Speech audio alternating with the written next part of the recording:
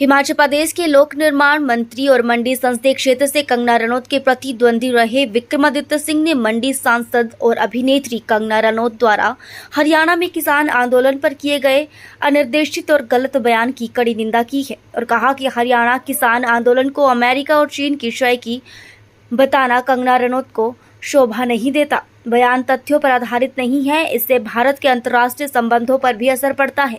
कंगना रनौत को इस तरह के संवेदनशील मुद्दों पर बोलने से पहले सावधानी बरतनी चाहिए। यह ध्यान देने योग्य है कि केंद्र सरकार विशेष रूप से बाहरी मामलों की मंत्रालय अपने विदेश नीति के खिलाफ उनके दावों का जवाब देना चाहिए। ऐसे बयान किसानों के संघर्षों और बलिदान के लिए अपमान है, खासकर जब पीएम ने पहले ही किसानों के खिलाफ काले कानूनों को रोल बैक कर दिया है। यह बयान अस्वीकार्य है। किस तरह से मानते हैं इस बयान को, किस तरह से देखते हैं? देखिए, मैं समझता हूं कि मंडी की सांसद आदरणीय कंगना रनौत जी ने जो बयानबाजी किसानों के ऊपर करी है और उसमें चाइना का और अमेरिका का हाथ होने की संभावना जताई है, ये बहुत दुर्भाग्यपूर्ण है और मजाक का केंद्र बन रहा है।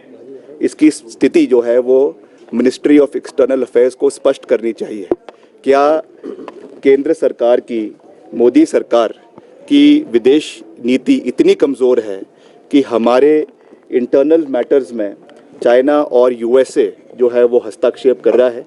और जिस तरीके से भारतीय जनता पार्टी के केंद्रीय नेतृत्व ने इस बयान से पल्ला झाड़ा है, वो इस चीज़ को दर्शाता है कि एक इंटेलेक्चुअल बैंकरप्सी जो है वो आज भाजपा की सांसद के बयानों में झलक रही है।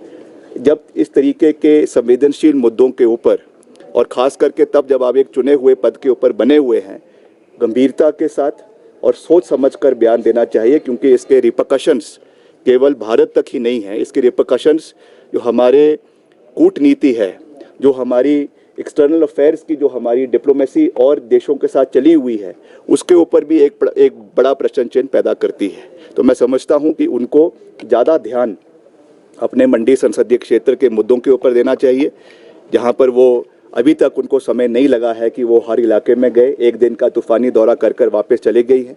उनको स्थिति स्पष्ट करनी चाहिए, वाइट पेपर लाना चाहिए कि कितना सहयोग वो दिल्ली से हिमाचल प्रदेश के लिए लाई हैं, पर्टिकुलरली मंडी संसदीय क्षेत्र के लिए केंद्र से लाई है। इसके बारे में उनको स्थिति स्पष्ट करनी चाहिए।